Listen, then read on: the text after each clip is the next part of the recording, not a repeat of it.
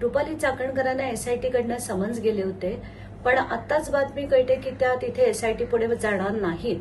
आणि कारण इतकं क्षुल्लक आणि इतकं विक्षिप्त दिलं गेलं की मी एक महिला आहे आणि मला प्रवास करायला त्रास होईल, हे काही कारण नक्कीच नाहीये. कारण याच रुपाली चाकणकरांना आपण तिथे अनेकदा जाताना बघितलेत, त्यांची भाषणाचे व्हिडिओज बघितलेत, त्यांचे पदराने पाय पुसतानाचे व्हिडिओ बघितलेत, केक खातानाचे व्हिडिओ बघितलेत.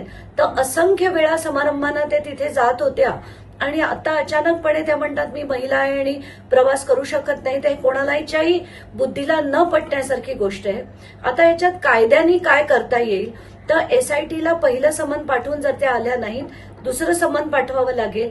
त्यानंतर कोर्टाकडनं त्यांना तसे डायरेक्टिव्ह घ्यायला लागतील. पहिलं बेलेबल वॉरंट घेऊन जर त्या आल्या नाहीत तर नॉन बेलेबल वॉरंट घेऊन त्यांना अटक करता येते. अशा सगळे जे प्रावधान आहेत कायद्यात, आता बघू त्यांना कधी बुद्धी येते आणि कधी त्यांना प्रकाश पडून ते एसआयटी पुढे जात आहेत. पण जर खरोखर त्यांना काही लपवायचं नसतं तर त्या नक्कीच गेल्या असत्या. आज ह्या कारणामुळे त्या जात नाहीयेत याच्यावरनं बरंच काही आपल्याला कळून जातंय.